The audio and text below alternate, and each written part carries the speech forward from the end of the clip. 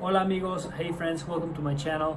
This is my first ever video and we're gonna do an AR tutorial. My friends Hex and Pokémon ARtographer came up with this idea where we could do a tutorial in Zoom. So we did a Zoom call and we'll learn together, and we wanted to share that with you so you could also learn alongside us. Please watch and I hope you enjoy. What's up, everyone? Thanks for joining in. I am Hex Manifesto, and today we are joined by a plethora of AR enthusiasts. About a week ago, Pokemon ARtographer on Twitter shared some pictures, and I was like, man, that is a style that I'm not very versed in, and I wanted him to just little one-on-one show me how to do it. Next thing you know, we're gonna try our hand at making some video tutorials using Zoom so people from all over the world can join in. Basically, you're about to see the pilot episode of what doesn't even have a name. It's just the AR tutorials right now. Today I'm joined with, of course, Pokemon ARtographer. Mythical Lae Snaps. Down below we got PeloPoGO. And last and certainly least, Punk Pokemon YouTube. Yep.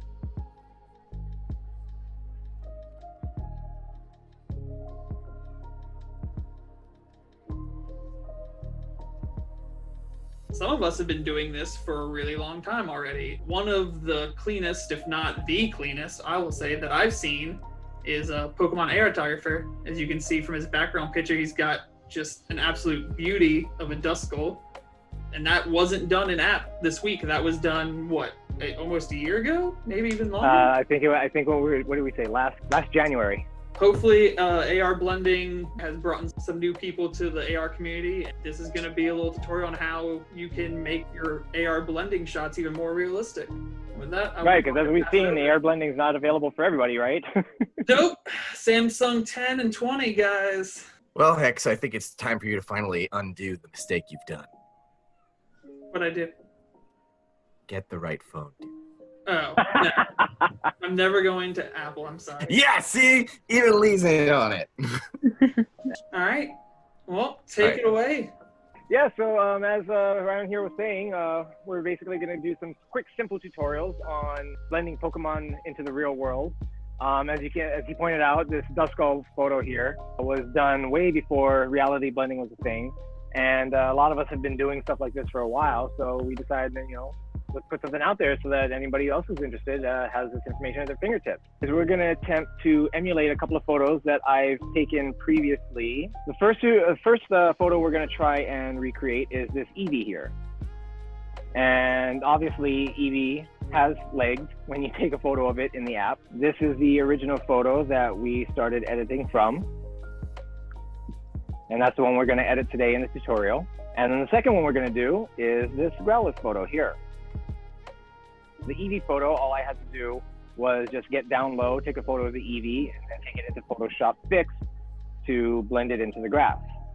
For the Growlithe, this one was a little bit more complicated, as I said. What I had to do was actually set up a tripod to hold my phone so that I could place the Growlithe, get the photo, recall the Growlithe, place it somewhere else off camera where it wouldn't be seen, and then get this empty photo of the railing without the Growlithe in it. And that's what we're going to edit in Photoshop Mix. So first, we'll just jump right into it. For Photoshop Fix, I'm just going to open up the original project of the Eevee. There's two tools that we're going to use for this. Both of them are going to be under the healing option, as you can see at the bottom of the screen there.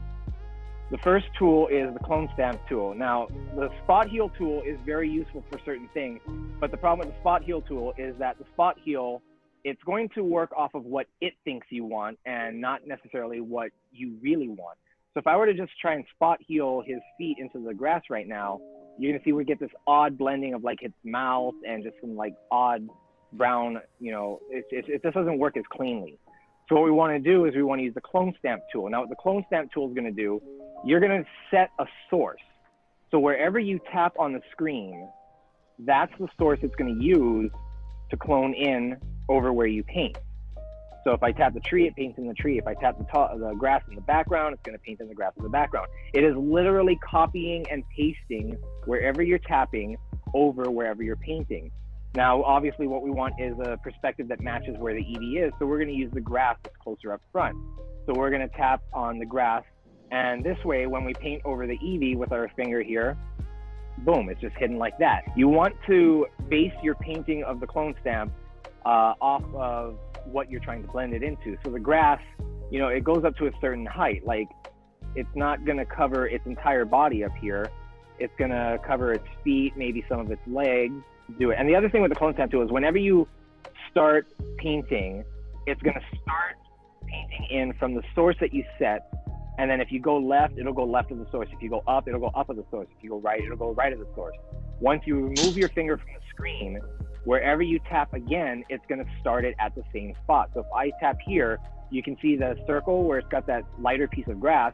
That's where it's going to start. So that lighter piece of grass is where it's going to start copying from. So you have to keep that in mind when you're doing the clone stamp, is that whenever you start a tap, it's going to start from your source point. So if we edit in the Eevee here, or edit in the grass over the Eevee, I'm just going to paint over it in one smooth swipe. I'm just going to keep going over the areas that I want painted so that it's not going to keep tapping to set the new, and it's like that new source is always, the source point isn't always just added in repeatedly. So last time we'll go through and do a slightly cleaner cut. We're going to paint over its feet completely because its feet are obviously going to be hidden. And I'm just going to be looking at it as I edit and like, okay, does that look like the back feet should probably be hidden a little bit more? So we're going to paint in the back feet a little bit. And then we end up with something like that. Now, what we can also do after this fact, this is where we can use a spot heal if we want to, and not painting over the Eevee, but painting over the grass to try and get rid of some of those cloned areas that, you know, they just look exactly the same as everything else. So now what the spot heal is doing is it's pulling in from the grass around where I'm painting and trying to blend it in a little bit better so that it looks like uniform grass and it doesn't look like grass that's been copied and pasted from a whole other area. So the spot heal tool works good if you're using it over similar colors, but if you're trying to blend between this green and this brown, then it gets that weird look there, that odd edit. And I mean, that's pretty much all that there is for the clone stamp and the healing. There's not a whole lot to it, and it's just a matter of painting it enough to get that final look that you want. You save it, and then you can export it to your camera roll, and that's it. That's literally all you do for cloning and healing. The Growlithe photo, now we'll jump into that. This one's going to be a lot more difficult because, again, first of all, I had to set up a tripod so that the photos, when I took them, they lined up properly. Now, as you'll see when we go into the editing, it's not going to line up exact. So I'm going to have to do some scaling, some rotating maybe a little bit, some moving of the images so that they line up. But at least I get a lot closer than if I were trying to handhold it. I'm going to open up the original edit that I did. And you can see I've got two layers. So the first layer underneath here, that's just the Growlithe photo. I'm going to go ahead and hide the top layer. This is the Growlithe photo taken straight out of the app. And then the layer above it is that empty photo of the railing that I put above it. And what you can see is all that blank space around the gray areas there in the layer. That's the areas that I cut out to make sure that it blended in with the other railing. So I'll go into that one. Here's the new one, starting from scratch. And what you're going to do is you're going to open up a new image and add it in as a layer. So now you've got the blank photo layered on top of the Growlithe, and what we want to do is cut out all that blank space between the railings so that the Growlithe shows up. Now to do that, what we're going to do is use the cutout tool at the bottom there. You go to cutout, this is where, again, you have several different options. Now auto, I've never used auto because, again, it's the app trying to decide what you want and not what it wants, you know, what it thinks you want and not exactly what you want. And again, it just ends up messy.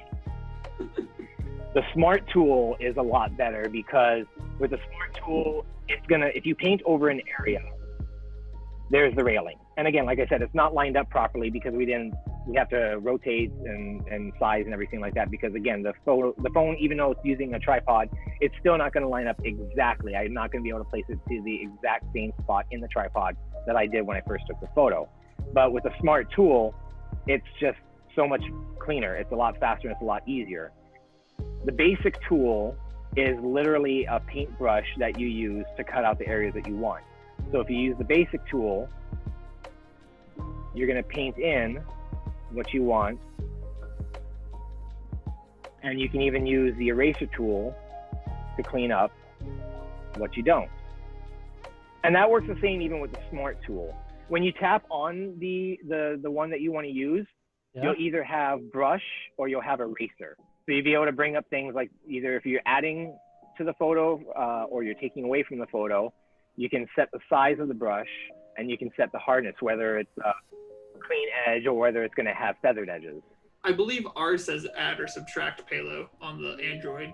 I do have to say that you're right. This app on Apple is way better than the one on Android. The Android version is a bit watered down. There's a few options that the Android version does not have in Photoshop Mix. Whenever I do anything layer related, I always do it in PhotoFox. I think the only reason I keep coming back to Photoshop Mix and Mix is because they seem to be a little bit more user friendly. Like I feel like the interface is a little bit more intuitive. Yeah, it's more dialed especially in. For more sure. Yeah, and especially for more basic users, people who aren't necessarily like versed in photo editing or things like that, people who just kind of really want to do this for fun, but still want to enhance their skills just a little bit, just to have a little more realism to their photos. Absolutely. So if you go in and add the layer, then you can add in the blank one, and so now we've got that in here. Yep. Got that. Going back to the cutout, like we were saying, and Palo, you see the add and subtract now? Yeah, I thought it was like a blocked off button for me because it's like gray, but no, I just clicked on it and I was like, okay, yeah, I can click on it. Yeah, and so like I was saying, even with the smart feature, we can add in, or if you tap it again, you get the options and you can subtract out. Okay. And that way, you can use the smart function to do either. Right? I mean, it's just so simple, so easy. I think it's really nice that we can do like a master class of Mr. ARtographer, and we can like ask questions for nice. Yeah, I mean, it's essentially like we basically have, it's like you said, it's a live class. It's a classroom where we can do these tutorials, and having these questions pop up is great because anybody watching is like, oh, if they have the same issue, then if someone asks a question, we can try and resolve it. But so what we're going to do is we are going to use the smart function. I want to explain one other thing too. At the very, very top here, you see those that triple stack of squares. That gives you different views. So you can either see the layer fully shown, or you can have it slightly opaque so that when you go and do your edit, it's easier to tell, oh, okay, that's the part that's being painted in. If you hit the layer again, it instead shows you the whole photo, all layers active. And this might make it a little bit harder if you really just want to dial in what you're adding and what you're subtracting from that one layer. So this will give you an overall view and can be like, oh, okay, we're getting close, but I still can't tell, which railing am I looking at? Am I looking at the top layer or am I looking at the bottom layer? You tap that, it's like, oh, okay, that's what I'm looking at. So we can see here, I've got a little bit of this stuff, and we've got the edges here are fairly clean. I mean, again, it's using the app's whatever algorithm it's using to get that in, but it's still pretty clean. But using this, if I come here to try and edit that in, I can see, oh, this part here that just got added, that's going to cover the Growlithe. That's what we don't want. But I'm still going to go in and just edit in the railing and make sure we've got it as far enough over. I'm not going to go in and edit the whole railing in. I just want to go far enough to make sure that it's covering the Growlithe that's showing in the bottom layer. Definitely. So now that I've got that in there, before I go and clean it up, I want to make sure that the layers are aligned properly. So what I'm going to do is I'm going to hit the check mark to apply this cutout, because we can always go back in and add or remove cutout as we like. It's not a final set. Like, it's still going to remember what is and isn't there. So if I go back into that layer and go to cutout, I can still go and add in more of the background of the original layer. It's what we call a non-destructive edit. It's not deleting things. It's basically putting a mask over it, and it's either showing or hiding things from that layer. But before, like I said, before I go in and finalize that edit, what I want to do is make sure that the layers are lined up properly, because the railing is just off. So what I'm going to do is tap on the layer that I want to move, which is going to be the top layer, the railing, and then I just literally click and drag it. Oh. And I just drag it around until I find that it's lined up exactly where I want it to be. I came out of the photo here and I moved the layer so that it's lined up properly. And then from that, what I'm going to do is I'm going to go back into the layer and I'm going to go back into cutout. And this is where I can go and fix like, okay, his hair up here, I need to get rid of the hair, so I'm going to add in the railing at the top. And then we've got, the bleed that we had from the smart photo. So I'm going to go to the basics. I'm going to set the size. Probably want it a little small. Don't want it too hard or too soft, because we want it to at least have a little bit of feathering, so it's, like how a photo would blend. And I'm going to erase this part here. I want to do this so much more. Can we make this a weekly thing? I would like to do down. this as much as we can. But yeah, so like I said, I'm just going to paint it over these parts with the basic tool just to clean it up a little bit. And again, this is another one of those things that I would spend literally maybe about an hour or so on to really fine tune it, to really get it to look clean. Like I'm not happy with some of these edges, like some of the railing isn't actually in the shot. Some of the Growlithe might be out of it too, but we're just going through this really, really fast for the purposes of this tutorial.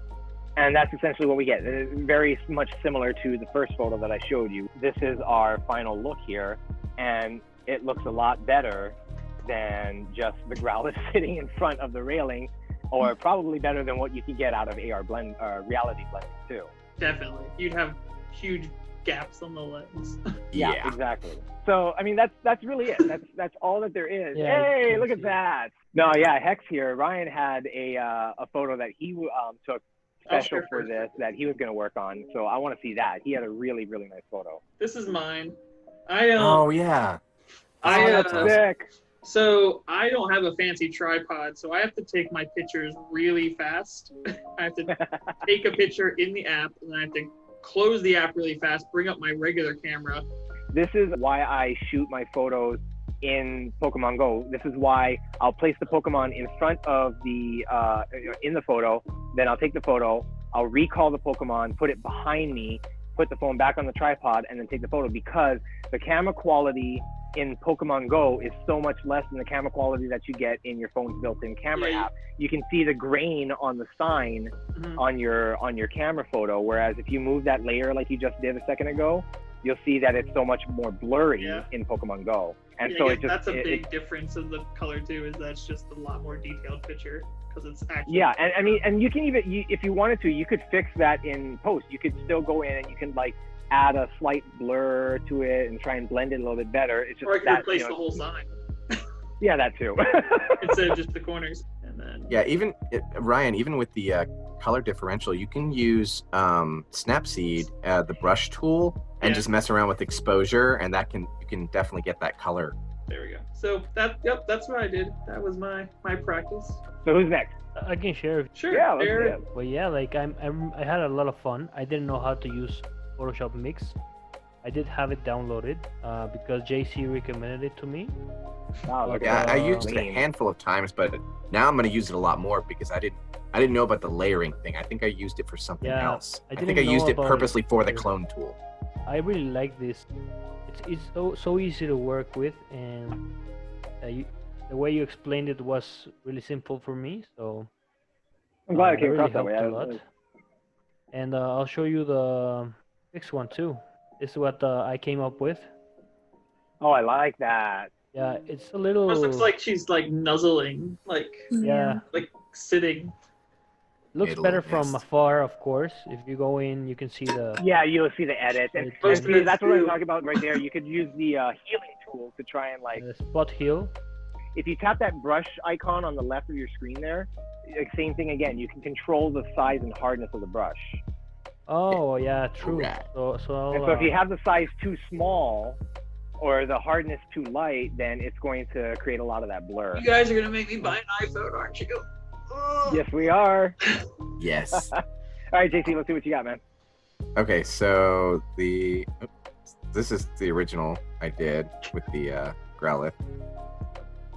Tried to clean it up a little, but then I had some fun. Did like a little JC spin on it. Of course. My little. Oh, I love it. I love the JC look. That's just like total JC. Yeah, it's like definitely my almost hand drawn mixed with picture. Right, like it totally has like a much stronger. I don't think you moved your post over enough though, JC. Which one? You was too focused. I didn't even notice that. You was too focused on the flex. For real. Fixed it. No, that There you're you gonna have to go. go in. Yeah, you have to do it. Yeah, You have to do it. go. No, there we go. He's just gonna Oh, crop it in, alright. and then there you go.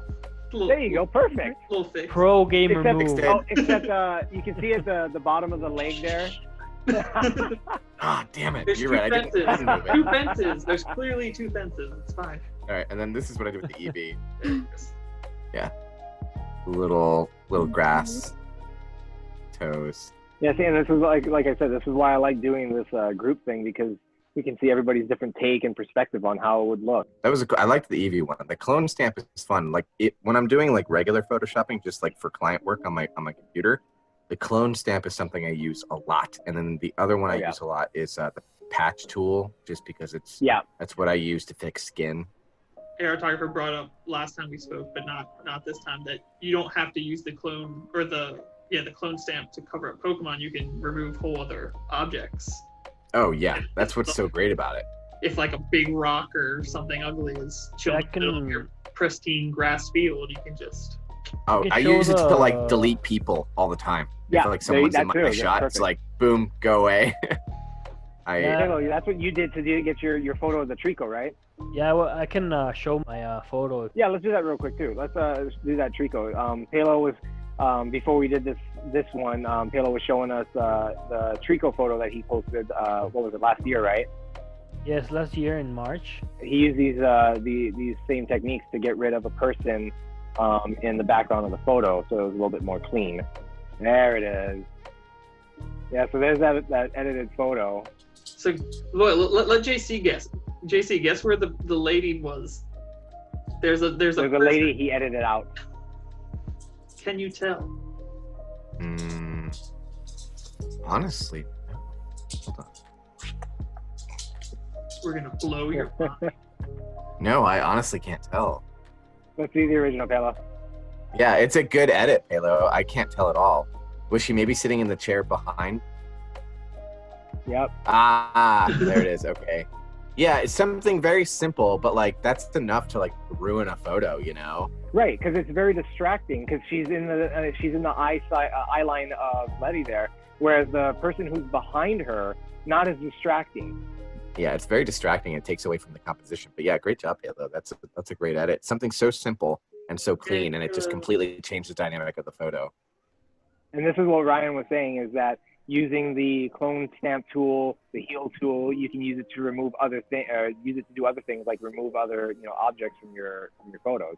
Yeah, guys, I actually had a huge hard time with this one, because as you can see, like the writing. Not only the writing, but it's like how do you say, the glass?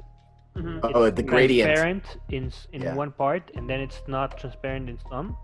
Oh, So yeah. to clone that, it was really hard. I had to choose that top transparent thing, clone it over here, and if you can see, Go back to the original. So hard to do.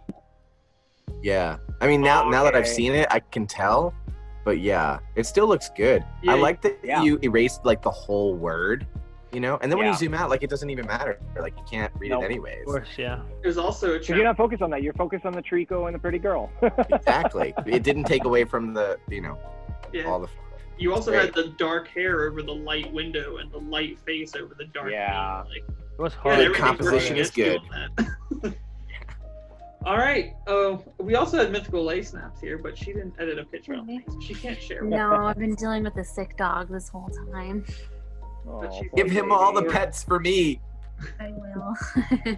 Anyway, I think we'll wrap up this first episode, or whatever you want to call it.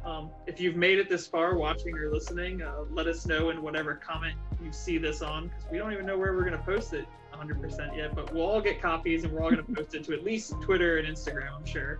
Probably YouTube for for sure. Justin, too. I think I'll put it on YouTube. Yeah, my channel's been dead for a year. I'll post this video out of nowhere. If people wanna see more or hear more of this or join, definitely let us know in the comments, because if we see more interest, we'll definitely be more likely to make this a regular thing. Besides us, at least sharing it. I'm sure all of us are gonna hang out a lot more. I don't need their permission. I'm gonna do it anyways. Good. Run with it. All right. Well, once again, I've been Hex. Thank you. Thank you, Ryan. Thanks. It's fun.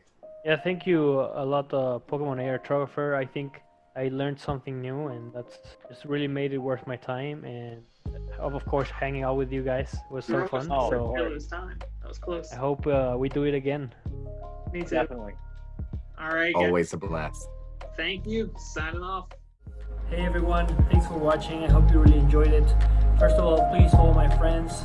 They're amazing content creators on Instagram. I'll leave their links in the description below. If you like this, please like the video, subscribe. We'll be uploading more AR tutorials. If you'd like something in specific, please comment below what type of AR tutorial you'd like to see from us. If you want to see a creator, please mention them in the comments. If you have any questions, please put them in the comments or message me through Instagram. I'll be glad to help you guys out. Also, if you want to see the unedited version, please check out my friend's Pokemon ARtographer's channel. He has these same videos without edits, so you can see us there with no filters and everything. Also, huge thanks to Leek for the music. If you like lo-fi as much as I do, please check out his link in the description so you can listen to the whole album. And thanks for watching.